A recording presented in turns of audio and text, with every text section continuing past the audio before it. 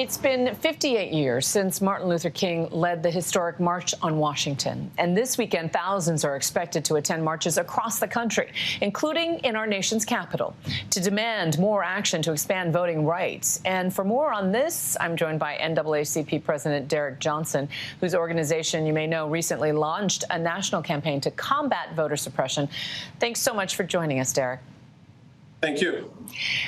We know you wrote an op-ed in USA Today earlier this week emphasizing that voting rights should not be a partisan issue, and yet the reality is it very much is. The House recently passed the John Lewis Voting Rights Act this week along party lines, but it faces an uphill climb in the Senate. Are the numbers just not there to get these bills to President Biden's desk? Well, we're going to need 50 members of the Senate to support protection of our voting rights. But we should not allow a procedural rule that was used by segregationists to impede our democracy. And that's what we're up against now. With NAACP, we're saying that there are 50 senators in the United States Senate to pass this legislation. It's not about partisanship. It is about our democracy. And yet, given that Democrats are struggling to find a path forward on enough votes in the Senate on legislation, what's the end goal for the protests this weekend? What's the message? Well, it is continue the heightened urgency to make sure that this is a priority. If members of the Senate can come together and pass a $3+ trillion package, surely they can pass legislation to protect the right to vote. This is not about one community. This is about our democracy. We're looking at the collapse of that took place in Afghanistan. We send young people abroad to fight for this democracy. Surely we can pass legislation to protect it here on our home front. You're well aware, Derek, that while President Biden has previously called the pair of voting rights bills in Congress a national imperative, he hasn't seemed to make it a big administration priority, with issues like infrastructure, as you mentioned, and Afghanistan dominating the White House's time right now. Do you believe that the president has done enough on this issue, or is there a lack of political will or urgency from this administration? But for us, we're looking at this one body at a time. The houses have done their job. Now it's for the Senate to do their job. And once the Senate do their job, we're looking for the president to sign this legislation. So we're really focused on the outcome, not the words, not the statements of support, but an outcome to ensure all Americans can go to the polls, cast an effective ballot, and that we do away with political gerrymandering, which is so important to ensure that our voices can be heard across this country and have a true representative democracy. And so, speaking of words, have you had any recent conversations with President Biden or his team on efforts on voting rights? And if so, what's the message?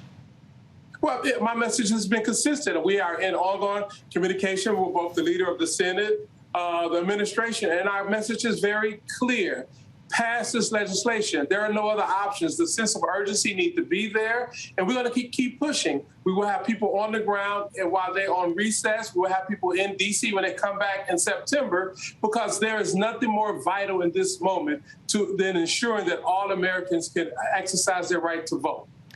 One of the details that stands out in your op-ed is the number of bills that have been introduced by state legislatures, making voting rights in this country more difficult. So far, you pointed to at least 17 Republican-led state legislatures passing voting restrictions in recent months. Given the pace at which Republicans are moving on these bills, are Democrats running out of time to address this before the 2022 midterms?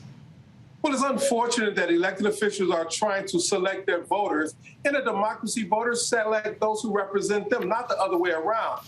And we are pressing the sense of urgency of members of Congress to do their job. This is not a partisan issue. This is an issue to ensure that we have elections that are fair, that are transparent, that are inclusive, so all legitimate citizens can fully participate in the electoral process. And that's all we're asking for. This is not a Republican issue or a Democratic issue. This is an issue about America. It's a moral obligation to protect our Constitution. And I want to get your reaction to another question brewing in the nation's capital today in the headlines. The Supreme Court ruling to suspend the CDC's nationwide eviction moratorium. Congressman Cori Bush, who led a protest that successfully led to the administration taking action to extend that moratorium, said in a statement today that the Black and brown communities, and especially Black women, will bear the brunt of this decision. Your reaction? You know, Congresswoman Cori Bush is speaking from a personal experience. It is unfortunate in the midst of a current homelessness crisis that we are witnessing in this country, something that's been building up for several years, is going to be compounded by individuals being evicted. We must have a permanent solution to the ability of individuals to be in housing. That's important. When you go to Los Angeles and you see the level of homelessness, you go to Seattle, Washington, or you name the metropolitan area, you see the cross-section of loss of opportunity, the lack of job opportunity, the need for mental health support, and young children who are living in cars and in tents. It is a national disgrace. We must address the issue of homelessness. We must address the housing crisis as it has confronted this nation for several years now. Derek Johnson, president of the NAACP, thank you so much for your time. Thank you. Hi, everyone. George Stephanopoulos here. Thanks for checking out the ABC News YouTube channel. If you'd like to get more videos, show highlights, and watch live event coverage, click on the right over here to subscribe to our channel. And don't forget to download the ABC News app for breaking news alerts. Thanks for watching.